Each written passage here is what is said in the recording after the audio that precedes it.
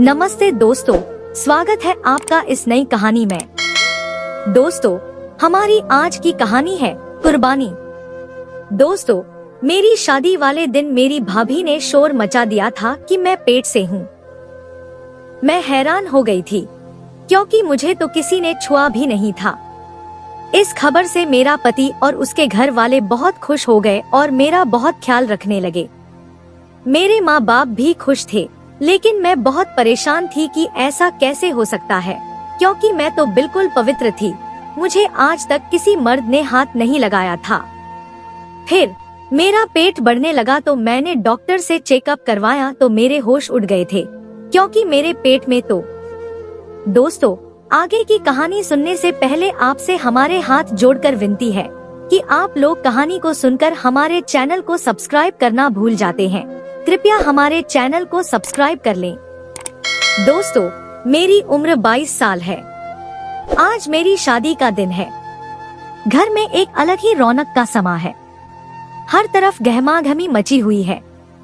मेरे चेहरे पर भी यह खूबसूरत मुस्कान सजी हुई थी, मगर मुझे मालूम ही नहीं था कि आज मेरी जिंदगी में कैसा कोहराम मचने वाली है।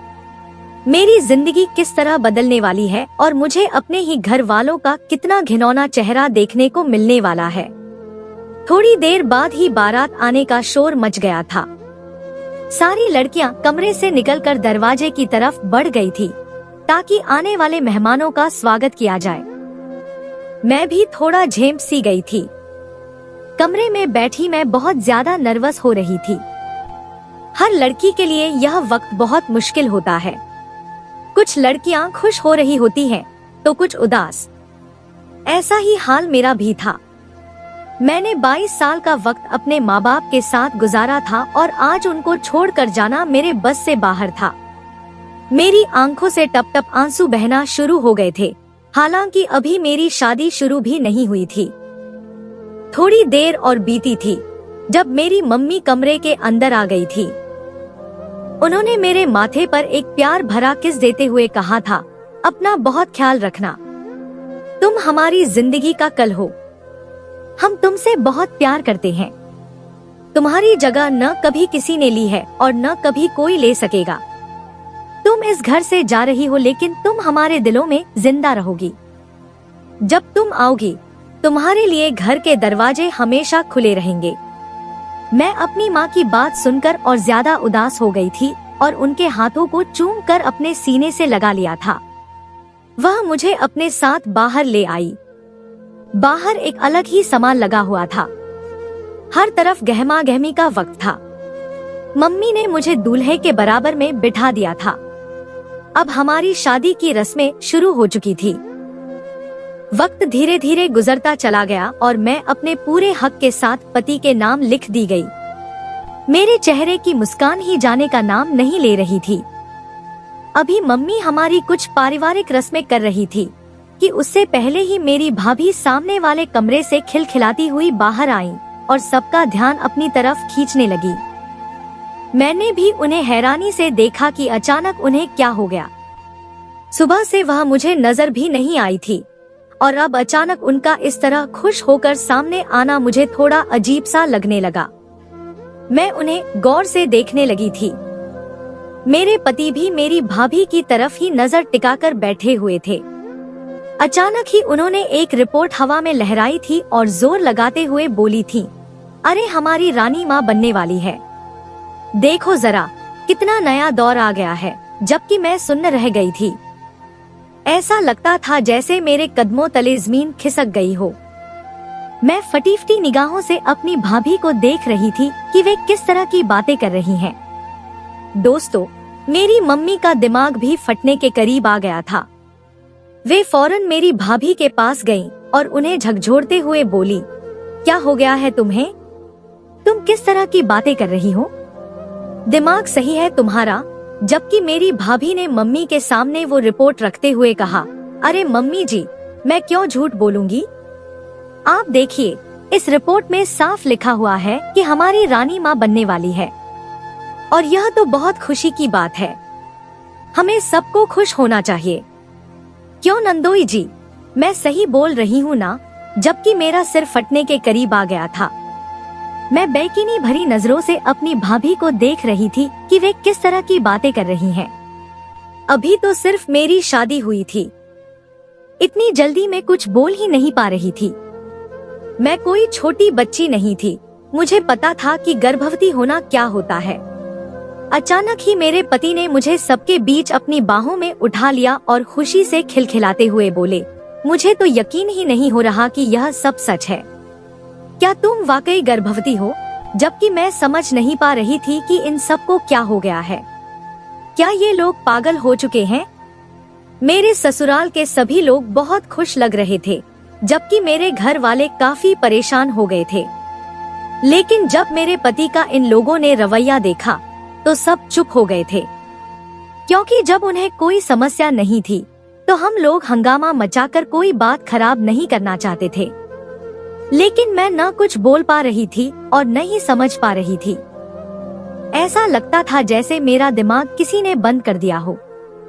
यहाँ पर किस तरह की बातें हो रही थी, यही सोच सोच कर मेरा दम घुटता जा रहा था।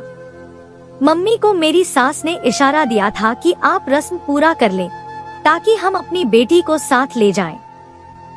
मम्मी ने भी चुपचाप रस्में निभानी शुरू कर दी थी, जबकि मेरे पति तो दीवाने से लग रहे थे। कभी मेरा हाथ पकड़ रहे थे तो कभी सबके बीच मेरे माथे पर प्यार भरा किस दे रहे थे। उन्होंने एक पल के लिए भी मुझे अकेला नहीं छोड़ा था। और यही बात मुझे समझ नहीं आ रही थी कि यह सब क्या है। हालांकि मैंने अभी तक उनके साथ न कोई रिश्ता बनाया था और न ही मैं किसी गैर मर्द के करीब गई थी, तो फिर मैं गर्भवती कैसे हो सकती थी? दोस्तों, मैंने यही सोचकर सिर झटक दिया था कि हो सकता है भाभी कोई मजाक कर रही हो और मेरे पति उनके साथ मिले हुए हों। इसलिए मैंने चुप रहने में ही भलाई समझी थी। थोड़ी देर बाद ही विदाई का वक्त आ गया था, लेकिन भाभी के इस घटिया मजाक ने सबका ही मूड खराब कर दिया था। मेरे भाई ने भी उन्हें बहुत डांटा था कि तुम्हें सबके सामने आकर इस तरह की बात नहीं करनी चाहिए थी, जबकि भाभी मुंह बनाकर एक कोने में खड़ी हो गई थी। बोली, इसमें छिपाने वाली क्या बात है? जो तुम्हारी बहन ने किया है वह तो सबके सामने आना ही है। अगर मैंने बता दिया तो इसमें कौन सी बड़ी बात हो गई? जबकि भाई भी अब उनसे बात नहीं कर रहे थे। फिलहाल मैंने अपना सिर झटक दिया था। विदाई के वक्त मैं अपने घर वालों के गले लगकर खूब रोई। यह वक्त लड़कियों के लिए बहुत मुश्किल होता है, इसी तरह मेरे लिए भी यह वक्त बहुत मुश्किल था। मेरे पति ने मेरा हाथ थाम लिया था और खुश होकर बोले थे, अरे क्या हो गया? तुम क्यों रो रही हो? मैं तुम्हारा बहुत ख्याल रखूंगा और आंटी, आपको बिल्कुल इसकी परवाह करने की जरूरत नहीं है। मैं हूँ ना, मैं इसका पूरा ख्याल रखूंगा। वे इतने मान से बोले थे कि मेरी माँ ने उनके सिर पर हाथ फेरा था। इसके बाद मैं अपने ससुराल आ गई थी। ससुराल आने के बाद भी मेरा मन बहुत परेशान था कि पता नहीं ये लोग मेरी भाभी के इस मजाक का किस तरह से रिएक्शन देंगे। मगर अचानक ही इन लोगों ने गोद भराई की रस्म शुरू कर दी थी। मेरी नंदे भी मेरे पास ही खड़ी होकर अपने भाई को देखते हुए बोल रही थी, जब बच्चा होगा तो नाम हम रखेंगी। ये हक बहनों का होता है। जबकि मेरे पति उन्हें खुश होकर जवाब दे रहे थे, जैसा तुम लोगों को ठीक लगे तुम लोग कर लेना, बस मेरा बच्चा सेहतमंद पैदा हो। मैं फटीफटी निगाहों से सबको देख रही थी। ये लोग मेरे लिए अजनबी थे, इसलिए मुझे कुछ समझ नहीं आ रहा था कि मैं इस माहौल में क्या बोलूं। इसीलिए मैंने चुप रहने में ही भलाई समझी थी। गोद भराई की रस्म के बाद मेरे पति मुझे अपने साथ लेकर कमरे की तरफ बढ़ गए थे। मेरा दिल बहुत जोर से धड़क रहा था। दोस्तों, मुझे समझ नहीं आ रहा था कि यह मेरे साथ हो क्या रहा है। कमरे में आने के बाद उन्होंने मुझे बहुत अच्छे से बिस्तर पर बिठाया था और मेरे कदमों में बैठकर बोले थे, तुम्हें नहीं पता तुमने मुझे कितनी खुशी दी है। तुम हमारे घर के लिए बहुत ज्यादा कीमती हो। बस अपना बहुत ख्याल रखना। मैं तो तुम्हारा ख्याल रखूंगा ही, लेकिन तुम्हें भी अब अपना बहुत ध्यान रखना पड़ेगा। हर कदम सोच समझकर उठाना। तुम्हारी सेहत हम सबके लिए जरूरी है। मैंने चुप रहने में ही एक भलाई समझी थी, क्योंकि जिस तरह की बातें अब हो चुकी थी उसमें मेरा चुप रहना ही सही था। फिलहाल मैं यही सोच रही थी कि ये लोग मेरे साथ मजाक कर रहे हैं, मगर मुझे यह नहीं पता था कि यह सिर्फ मजाक नहीं बल्कि एक ऐसी हकीकत है जो जल्द ही मुझ पर खुलने वाली है। अचानक ही मेरे पति मुझे बिस्तर पर लिटाने लगे थे, जबकि मैं उन्हें हैरत भरी नजरों से देख रही थी कि यह सब हो क्या रहा है। आज तो मेरी सुहागरात है, मगर उन्होंने मुझे कपड़े बदलने को कहा और वॉशरूम चले गए। मैंने चुपचाप अपनी गहने उतारनी शुरू कर दी और फिर थककर बिस्तर पर लेट गई। थोड़ी देर बाद वे वॉशरूम से बाहर आए तो उनके हाथ में मेरे कपड़े थे। वे मेरी तरफ बढ़ाते हुए बोले, मेरी जान, अब तुम जाकर कपड़े बदल लो और फिर आराम से मेरे पास आकर सो जाओ। मैं तुम्हारे सिर में मालिश कर देता हूँ, थोड़ा आराम आ जाएगा। सारा दिन तुम इसी तरह सैलून में बैठी रही होंगी। मैं चुपचाप उठकर वॉशरूम चली गई। मेरा दिमाग अभी भी उलझा हुआ था। कपड़े बदलते हुए मैंने सोच लिया था कि मैं अपने पति से पूछ कर रहूंगी कि यह सब क्या माजरा है। आप मेरे साथ इस तरह का बर्ताव क्यों कर रहे हैं और मेरी भाभी ने इस तरह की बात क्यों की है। मैं गर्भवती नहीं हूँ। मैंने अभी तक किसी के साथ संबंध बनाए ही नहीं है, तो मैं गर्भवती कैसे हो सकती हूँ। मैं 22 साल की लड़की थी, कोई 10 साल की बच्ची नहीं थी जिसे इन सारी चीजों के बारे में जानकारी न हो। मैं कपड़े बदल कर आई तो मेरे पति बिस्तर पर बैठे अपना मोबाइल चला रहे थे। मैं फौरन उनके पास गई थी और उन्हें देखते हुए बोली थी, मुझे आपसे बात करनी है। मेरा अंदाज ठहरा हुआ था। दोस्तों, उन्होंने मेरी तरफ देखा और मेरा हाथ थाम कर बोले, अभी कोई बात नहीं करनी, अभी तुम्हें आराम करना है क्योंकि तुम बहुत थक चुकी हो। हमारे बच्चे की सेहत पर बुरा असर पड़ेगा। तुम जब तक अपना ख्याल रखोगी, बच्चा भी सेहतमंद रहेगा, और जैसे ही तुमने अपना ख्याल रखना छोड़ा, हमारा बच्चा कमजोर हो जाएगा। इसलिए मैं तुम्हारी तरफ से कोई प्रॉब्लम नहीं चाहता। यह कहते ही उन्होंने मुझे बिस्तर पर लिटा दिया और धीरे धीरे मेरे बालों में उंगलियां चलाने लगे, जबकि मैं उन्हें अभी तक अजनबी निगाहों से देख रही थी कि यह सब हो क्या रहा है। थोड़ी देर बाद ही मैं गहरी नींद में चली गई थी। अगली सुबह जब मेरी आंख खुली तो मेरे पति मेरे करीब ही सो रहे थे। मैंने उन्हें गौर से देखा था। वे सोए हुए किसी मासूम बच्चे की तरह लग रहे थे। मैंने उनके गाल पर हाथ रखा और उन्हें जगाते हुए बोली, सुबह हो चुकी है, उठ जाइए। यह कहते ही मैं वॉशरूम चली गई थी। फ्रेश होकर बाहर आई तो मेरे पति भी जाग चुके थे। वे मुझे देखते हुए बोले, अरे तुम जगाकर चली गईं, मेरा इंतजार भी नहीं किया। इधर आओ तुम, मैं तुम्हारे पाँव की मालिश कर दूं। जबकि मैं फौरन अपने पाँव पर खड़ी होकर बोली, बिल्कुल नहीं, आप मेरे पति हैं। पति पाँव को हाथ नहीं लगाते। आप मेरी बात सुनो। पहले तो यह कहते ही मैंने उन्हें उठाकर अपने बराबर में बिठाया और उन्हें देखते हुए बोली, मुझे कुछ नहीं हुआ है, मैं बिल्कुल ठीक हूँ।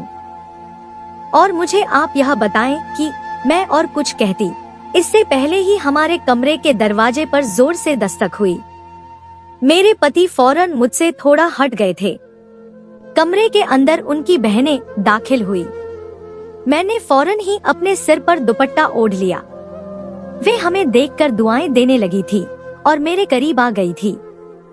उनके हाथ में मेरे आज के ड्रेस मौजूद था। वे मेरी तरफ बढ़ाते हुए बोली, भाभी, यह जल्दी से आप बदल कर बाहर आ जाएं। मम्मी ने सबके लिए नाश्ते का इंतजाम कर दिया है और मोहल्ले की भी कुछ औरतें आ रही हैं आपको देखने के लिए, इसलिए गलती की कोई गुंजाइश नहीं चाहिए। और भाई, आप भी तैयार हो जाएं। भाभी का ख्याल रखिएगा। इस मौके पर एक पति ही अपनी पत्नी का सबसे ज्यादा ध्यान रख सकता है। यह बोलकर वे चली गई थी, जबकि मैं कपड़ों को हाथ में लेकर बैठी रही। दोस्तों, मैंने एक बार फिर हिम्मत की और अपने पति को देखते हुए बोली, आप मेरी एक बार सुन ले। मैं क्या कहना चाहती हूँ? क्यों मुझे आप लोग उलझा रहे हैं? यह सब क्या हो रहा है?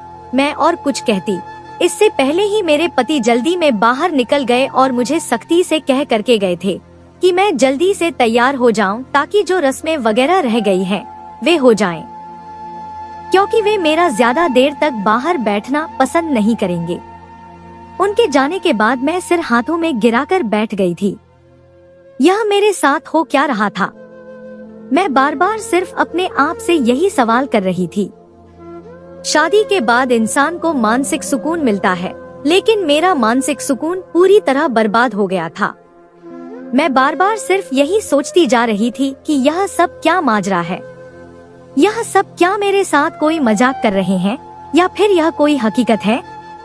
मैं अभी यही सोच रही थी जब अचानक मुझे जोर से चक्कर आए थे।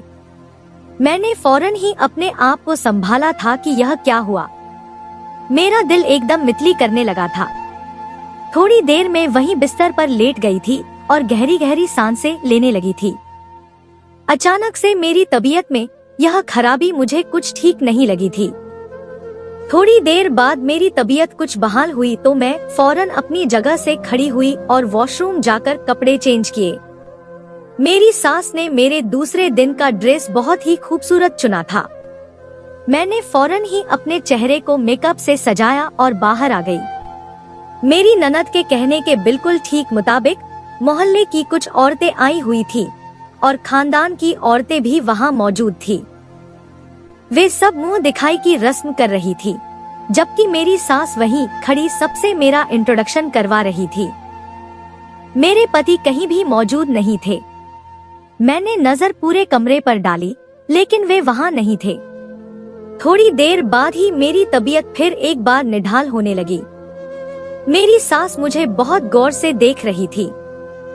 अचानक वे अपनी जगह से खड़ी हुईं और मेरा हाथ थामकर बोली, रानी तुम कमरे के अंदर जाओ, मैं तुम्हारा नाश्ता वहीं भेजती हूँ। तुम्हारी तबीयत मुझे कुछ ठीक नहीं लग रही, तुम आराम कर लेना। मैंने सिर को हिलाया और खामोशी से अपने कमरे में आकर बैठ गई। दोस्तों, मैंने सोच लिया था कि मैं अपनी भाभी से ही यह पूछूंगी कि आपको कैसे पता चला कि मैं गर्भवती हूँ और यह रिपोर्ट्स आपके पास आई कहां से। मैंने तो कोई टेस्ट वगैरह नहीं करवाया।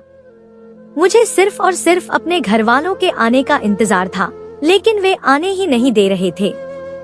थोड़ी देर बाद ही मेरी ननद मुझे खाना देकर चली गई। मैंने थोड़ा सा नाश्ता किया और फिर ट्रे को आगे सरका दिया, क्योंकि मुझसे कुछ भी खाया नहीं जा रहा था। दिल अजीब सा भारी भारी हो रहा था। थोड़ी देर और गुजरी जब मुझ पर कच्ची नींद हावी होना शुरू हो गई और मैं बैठे बैठे ही सो गई। मेरी आंख लगभग 2 घंटे बाद खुली। मेरे पति मेरे बराबर में ही मौजूद थे और मैं बिस्तर पर सोई हुई थी। यकीनन उन्होंने आकर मुझे ठीक किया था। मैंने एक नजर उनके वजूद पर डाली और सीधा होकर बैठ गई। मुझे उठता देख वे फौरन बोले, तुम्हारी तबीयत ठीक है ना? अगर तबीयत ठीक नहीं लग रही तो हम डॉक्टर के पास चलें। मैंने सिर को ना में हिलाया और अपने पति को देखते हुए नर्म लहजे में बोली, यह सब आप मिलकर मेरे साथ क्या करना चाहते हैं? आप सब मुझे बताएं कि यह हो क्या रहा है। आप जानते हैं कि हमारे बीच अभी तक ऐसा कोई बंधन नहीं बना है। जिसके मम्मी फौरन मेरे पास आई और मुझे अपने सीने से लगाकर सरगोशी भरी आवाज में बोली, सब अच्छा है ना? तुम्हारे पति का रवैया तुम्हारे साथ ठीक है ना? मैंने सिर को हल्की सी हिलाई और उनकी तरफ देखते हुए बोली, मम्मी मुझे कुछ समझ नहीं आ रहा, यह सब हो क्या रहा है? इन सब का कहना है कि मैं गर्भवती हूँ, लेकिन मैं और कुछ कहती इससे पहले ही मेरी सास मेरे पास आ गई, इसलिए मेरी बात बीच में ही रह गई। मेरी मम्मी उनसे बात करना शुरू कर चुकी थी। मैंने अपनी भाभी की तरफ देखा तो उनके चेहरे पर न जाने क्यों मुझे एक चोर जैसी हंसी महसूस हुई। दिल किया कि उनके पास जाकर यही सब पूछूं कि आपके पास वो रिपोर्ट कहां से आई, लेकिन मैं मेहमानों में इतनी घिर चुकी थी कि मैं 1 इंच भी अपनी जगह से नहीं हिल पा रही थी। मुझे हैरानी इस बात पर थी कि मेरी भाभी मुझसे मुलाकात करने के लिए क्यों नहीं आ रही थी। वह बस मुझे दूर से ही देखकर मुस्कुराती जा रही थी। वक्त धीरे धीरे गुजरता चला गया। पार्टी भी सही तरीके से निपट गया और सारे मेहमान चले गए। मैं अपने पति के साथ घर आ चुकी थी। दोस्तों, हमारी अगली सुबह भी बहुत रोशन साबित हुई थी। मेरे पति अब मेरा बहुत ख्याल रखने लगे थे। ऐसा महसूस होता था जैसे मैं कोई छोटी बच्ची हूँ और वह मुझे उंगली पकड़कर चलना सिखा रहे हों। हर चीज में रोक टोक करना उनका फ्रिज बन गया था। यह मत खाओ, यह मत पहनो, इतनी जोर से मत चलो, आराम से बैठ जाओ, यही सब उनके जुबान पर रहता था। जबकि मैं भी चुप थी। भला मैं क्या ही बोल सकती थी, क्योंकि शादी के दूसरे दिन ही उन्होंने जिस तरह की बातें कही थी वह सुनकर मेरे रोंगटे खड़े हो गए थे। मगर अब मेरी तबीयत थोड़ी निढाल रहने लगी थी। अचानक से दिल मितली हो जाता था तो कई बार इतने जोर से चक्कर आते थे कि मैं हैरान रह जाती थी। शादी के बाद मेरे पति मुझे एक बार भी मेरी मम्मी के घर लेकर नहीं गए थे। मैंने कई बार उनसे यह ख्वाहिश जाहिर की थी कि मुझे अपने मायके जाना है, मगर वह इनकार कर देते थे। उनका कहना था कि जब तक तुम्हारी डिलीवरी सही सलामत नहीं हो जाती हम कहीं नहीं जाएंगे। कई बार तो मेरा दिल चाहता था कि मैं उनसे पूछे कि आप ऐसी बातें क्यों करते हैं, मैं गर्भवती नहीं हूँ। मगर शादी के दूसरे दिन वाली बात मुझे याद आ जाती थी और मैं खामोश हो जाती थी। वक्त जैसे जैसे गुजरता जा रहा था मेरी हालत बिल्कुल एक गर्भवती औरत जैसी होती जा रही थी। न मेरा खाने को दिल चाहता था और न ही मेरा कुछ करने को मन करता था। शादी के महज 1 महीने बाद से ही मुझे अपने अंदर बहुत बदलाव महसूस हो रहा था और यह बात मैं किसी से खुलकर बात नहीं कर पा रही थी। कई दिनों से मुझे साफ तौर पर ऐसा महसूस हो रहा था जैसे मेरा पेट बढ़ रहा है। मैं यह बात अपने ससुराल में किसी को नहीं बोल सकती थी, क्योंकि अगर मैं यह बात किसी को बोलती तो सब यही कहते कि तुम गर्भवती हो, इसलिए तुम्हारा पेट बढ़ रहा है। लेकिन यह बात मैं किसको बताती कि ऐसा कुछ नहीं है, मैं गर्भवती नहीं हूँ, मेरे पेट में किसी का बच्चा नहीं है। वक्त और तेजी से गुजरता चला गया। लगभग 3 महीने बाद मेरी हालत बहुत बदतर होती जा रही थी। दोस्तों, मेरा पेट काफी बड़ा हो चुका था। अब मेरी सहन शक्ति जवाब दे रही थी। मेरे पति भी कई बार मुझे कह चुके थे कि हम किसी अच्छे डॉक्टर से तुम्हारा अच्छे तरीके से चेकअप करवा लेते हैं, लेकिन मैं उन्हें हमेशा यह कहकर टाल देती थी कि कोई जरूरत नहीं है। जब मुझे महसूस होगा तो मैं जाकर डॉक्टर से चेकअप करवा लूंगी। लेकिन अब मेरी हालत ऐसी हो गई थी कि मुझे जरूर डॉक्टर के पास जाना था। मुझे पता करना था कि मैं गर्भवती हूँ या नहीं, या फिर मेरे साथ कुछ और ही हो रहा है। शादी को 3 महीने का वक्त गुजर गया था, लेकिन मेरे पति भी मेरे करीब नहीं आए थे। उनका कहना था कि जब तक मेरा बच्चा इस दुनिया में नहीं आ जाता मैं तुम्हारे पास आकर तुम्हें बिल्कुल परेशान नहीं करूँगा। और मैं भी चुप हो जाती थी, क्योंकि अब मैं अपनी तबीयत से काफी परेशान हो चुकी थी। सुबह जैसे ही मैं उठी तो मैंने अपने पति को देखते ही सबसे पहली बात यही की कि मुझे आज डॉक्टर के पास जाना है। उन्होंने मुझे चौंक कर देखा और तुरंत मेरे पास आकर मुझे थाम लिया। मेरी ओर देखते हुए सवालिया लहजे में बोले, क्यों, क्या हुआ जान? तुम्हारी तबीयत तो ठीक है ना? तुम्हें कुछ हुआ तो नहीं?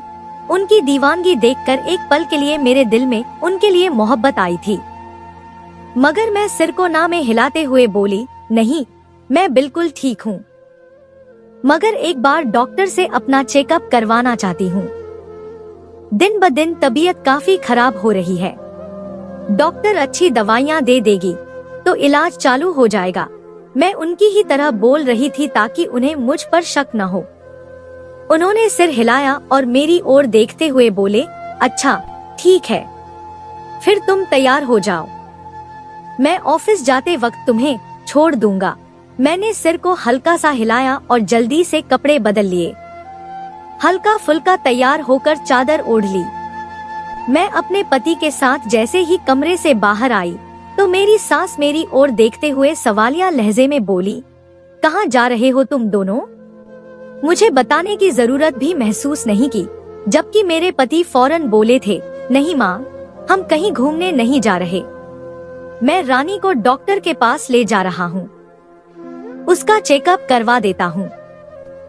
3 महीने हो गए हैं, एक बार भी डॉक्टर के पास नहीं गए हैं। मेरी सास ने भी सिर हिलाते हुए कहा था, अच्छा गाड़ी ध्यान से चलाना। मुझे बिल्कुल भी शिकायत का मौका नहीं चाहिए। हमारे परिवार का पहला बच्चा है। दोस्तों, यह कहकर उन्होंने मेरे सिर पर हाथ रखा, जबकि मैं बहुत ही अजीब परेशानी में थी। कई बार मुझे ऐसा महसूस होता था कि मैं इस घर में रहते रहते पागल हो जाऊंगी, क्योंकि इन लोगों के तौर तरीके और अंदाज देखकर मुझे अजीब सी घुटन महसूस होने लगती थी। मैं अपने पति के साथ बाहर आ गई थी। उन्होंने फौरन ही मेरे लिए गाड़ी का दरवाजा खोला और मुझे लेकर डॉक्टर के पास चल पड़े। वो मेरी तरफ देखते हुए बोले, न जाने डॉक्टर के पास कितना वक्त लग जाए। तुम अकेले ही चेकअप करवा लेना, उसके बाद मुझे फोन कर देना, मैं तुम्हें लेने के लिए आ जाऊंगा। अभी मेरी बहुत ही ज्यादा जरूरी मीटिंग है, मैं इसे किसी भी कीमत पर छोड़ नहीं सकता। वैसे भी मैं अपना चेकअप अकेले ही करवाना चाहती थी, क्योंकि मुझे डॉक्टर से कुछ और बातें भी पूछनी थी। एक लंबा सफर तय करके हम लोग डॉक्टर के क्लिनिक पहुंच गए थे। मेरे पति एक बार फिर मेरा हाथ पकड़ते हुए बोले, मेरी जान, तुम्हें 3 महीनों में हर वक्त अपने करीब रखा है, इसीलिए अभी भी तुम्हें छोड़ना मुझे ठीक नहीं लग रहा, मगर अपना ख्याल मेरी अमानत समझकर करना। हमारे बच्चे का भी बहुत ख्याल रखना। वो मेरे पेट पर हाथ रखते हुए मोहब्बत भरे लहजे में बोले थे। मैंने सिर को हाँ में हिलाई और गाड़ी से उतरकर क्लिनिक के अंदर चली गई। मुझे बाहर ही बिठा दिया गया। तकरीबन आधे घंटे बाद मेरा नंबर आया। मैं अंदर दाखिल हुई तो एक उम्रदराज औरत बैठी हुई थी। मैंने उन्हें नमस्ते किया और उनके सामने बैठ गई।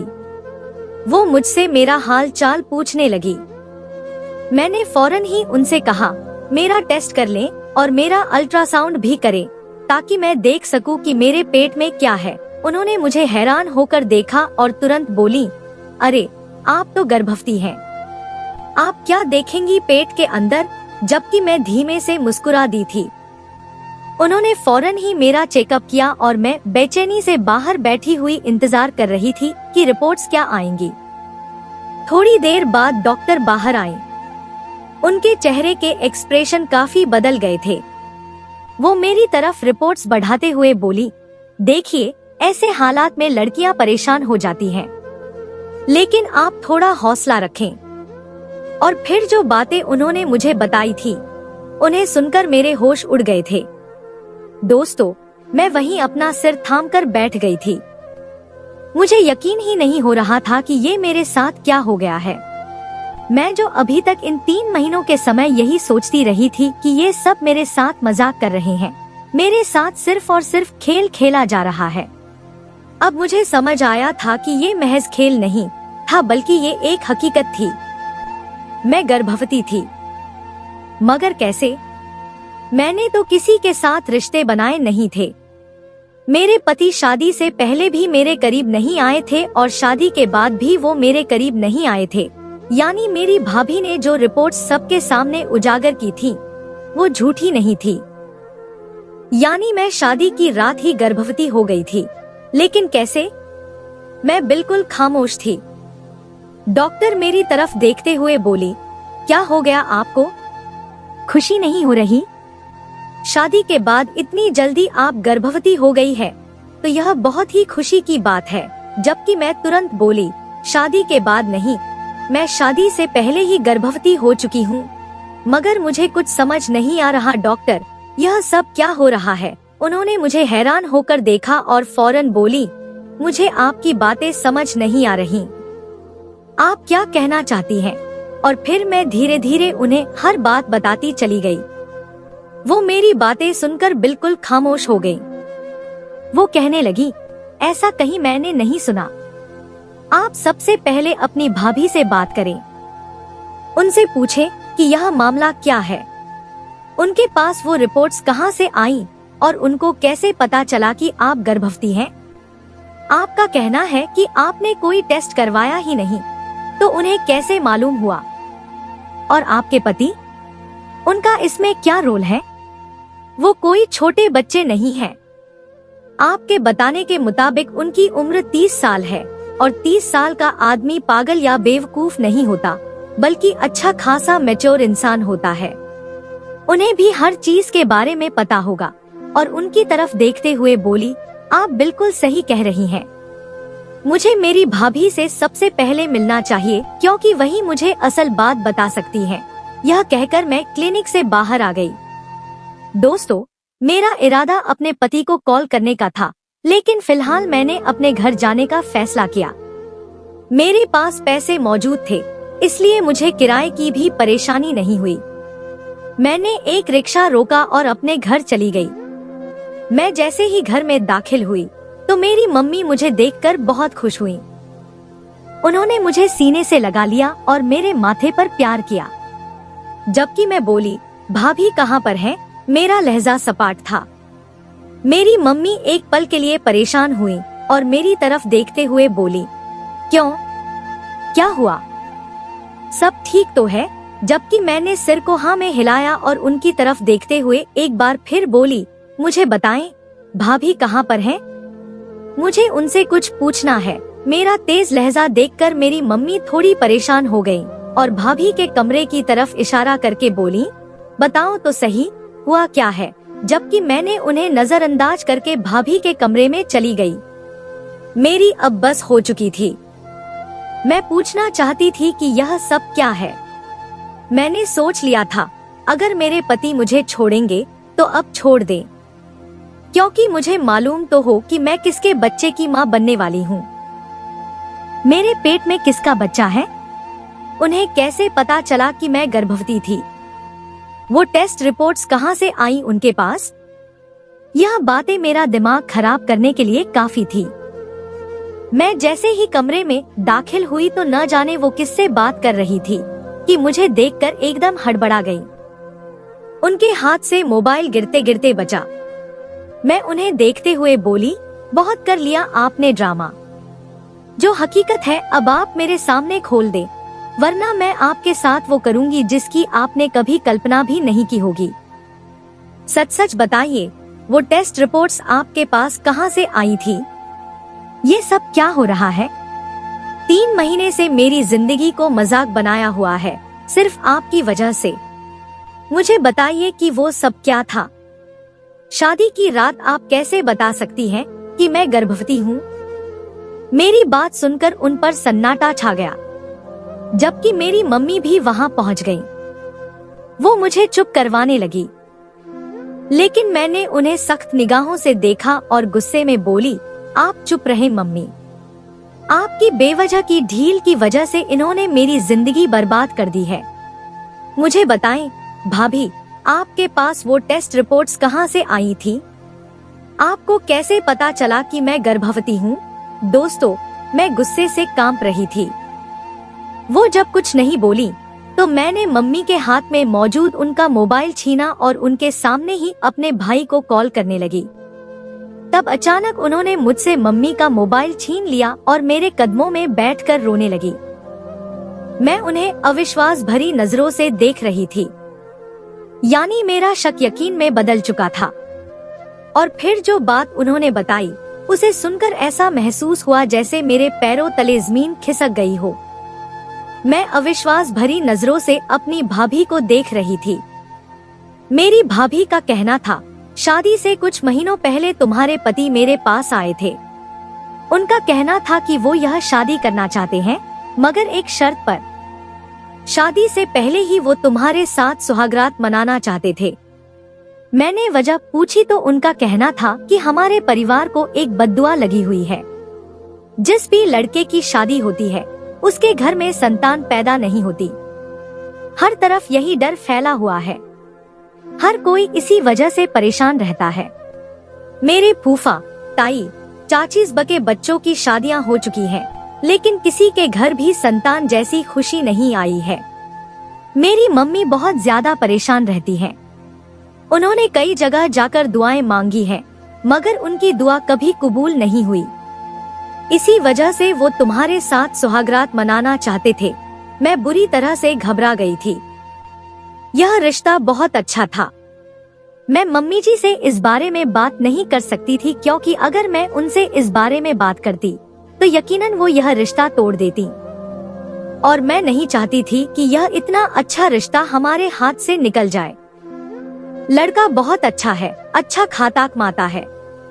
यही वजह थी कि मैं इन सब चीजों के बारे में सोचने पर मजबूर हो गई थी। बहुत सोचने के बाद मैंने एक ही नतीजा निकाला कि उन्हें तुम्हारे साथ सुहागरात के लिए रजामंदी दे दूं। मगर जब मैंने तुमसे एक बार इसी सिलसिले में बात की कि शादी से पहले जो लड़कियां नाजायज ताल्लुकात बना लेती हैं, वो कैसी होती हैं, तो तुमने बहुत ही खराब रिएक्शन दिखाया था। मतलब तुमने बहुत ज्यादा उन लड़कियों को बुरा भला कहा था कि वो अपने माँ बाप की इज्जत को दांव पर लगाती हैं और सिर्फ कुछ पल की लज्जत के लिए अपनी जिंदगी तबाह कर लेती हैं। मैंने तुम्हारे पति को ये सब बातें बताई तो उसने यही कहा कि फिर मैं यह रिश्ता तोड़ देता हूँ, क्योंकि जब तक मेरी पत्नी शादी से पहले गर्भवती नहीं हो जाती तब तक मैं शादी नहीं कर सकता। उनका यही दिमाग था कि शादी से पहले तो तुम गर्भवती हो सकती हो, लेकिन शादी के बाद तुम गर्भवती नहीं हो सकोगी। इसीलिए उन्होंने मेरे साथ मिलकर एक बेहतरीन योजना बनाई थी। दोस्तों, मैं जानती हूँ तुम्हें ये सब सुनकर बहुत तकलीफ हो रही होगी, लेकिन यही सारी हकीकत है। तुम्हें याद होगा, तुम्हारी शादी से 1 महीने पहले मेरी मम्मी की बहुत ज्यादा तबीयत खराब हुई थी, तो मैं तुम्हारे भाई और तुम्हारी मम्मी को मेरे घर ले आई थी। मैंने सिर को हल्की झटका दी थी। वो और बोल पड़ी थी, उस दिन जाने से पहले जो खाना बहन ने बनाया था उसमें मैंने नींद की गोलियां मिलाई थी, और जब तुमने वो खाना खाया तो तुम जल्द ही सो गई थी। उस दिन ही तुम्हारे पति घर के अंदर आए थे और तुम्हारे साथ रिश्ता बनाए थे। इसके बाद भी उन्होंने एक बार ऐसा ही किया था जब मम्मी और मैं शॉपिंग पर गए हुए थे और तुम्हारे भाई ऑफिस गए हुए थे। इसी दौरान तुम गर्भवती हो गई थी। उनकी इस शर्त के बारे में सिर्फ मुझे पता था, तुम्हारी सास भी इस खेल में शामिल थी। और रही तुम्हारी मेडिकल रिपोर्ट्स की बात, तो तुम्हें याद होगा तुम्हारी सास ने शादी से पहले एक मेडिकल चेकअप करवाने की बात की थी, और वो मेडिकल चेकअप तुम्हारा इसीलिए किया गया था ताकि पता चल सके कि तुम गर्भवती हो या नहीं। मैं बहुत ज्यादा घबराई हुई थी। मैं सारा दिन हॉस्पिटल में ही थी, तभी मैं तुम्हें सारा दिन शादी में नजर नहीं आई थी, और फिर आखिरी मौके पर मुझे रिपोर्ट्स मिल गई थी कि तुम गर्भवती हो चुकी हो। इसीलिए तुम्हारा पति, तुम्हारी नंदे, तुम्हारी सास इतनी ज्यादा खुश हो रही थी, जबकि मैं बिल्कुल शांत हो चुकी थी। काफी देर तक मैं अपनी जगह पर चुप खड़ी रही थी। बेशक मेरी भाभी ने मेरे लिए कुर्बानी दी थी, लेकिन उन्हें मुझे ये सब बातें पहले ही बता देनी चाहिए थी। ये बात हकीकत थी कि मेरे पति बहुत अच्छे इंसान थे। उन्होंने इस दौरान मेरा जितना ख्याल रखा था वो कम नहीं था, मगर मेरी भाभी को ये सब नहीं करना चाहिए था। मेरी मम्मी भी उन्हें गुस्से भरी नजरों से देख रही थी। वो और कुछ कहती, इससे पहले ही मैंने बोला, आपने जो किया है बेशक वो मेरे फायदे के लिए किया है, लेकिन याद रखिएगा ये मुझे अच्छा नहीं लगा। ये बोलकर मैं रुकी नहीं थी, बल्कि अपने घर की तरफ चली गई थी। घर जाकर मैंने अपने पति से भी खूब लड़ाई की थी कि आपने मेरे साथ वो सब क्यों किया। आपको ये सब करते हुए शर्म नहीं आई कि आप एक लड़की के करीब जा रहे हैं, वो भी बिना इजाजत के। जबकि मेरे पति ने मुझसे खूब माफी मांगी थी। मेरी भाभी ने भी मुझसे माफी मांगी थी, जबकि मैंने भी सिर झटका दिया, क्योंकि मैं बेवजह अपना घर अब बर्बाद नहीं करना चाहती थी। पूरे 6 महीने बाद ऊपर वाले ने मुझे एक अच्छा औलाद दी थी, और मैं अब अपने पति के साथ एक खुशहाल जिंदगी गुजार रही हूँ। तो दोस्तों, यह थी हमारी आज की कहानी। आपको सुनकर कैसी लगी हमें कमेंट करके जरूर बताएं, और हमारी वीडियो को ज्यादा से ज्यादा अपने दोस्तों में शेयर करें, और हमारे चैनल को भी सब्सक्राइब कर लें, ताकि आने वाली वीडियो का नोटिफिकेशन आप तक तुरंत पहुंचे। मैं मिलती हूँ आपसे अगली वीडियो में, तब तक के लिए धन्यवाद।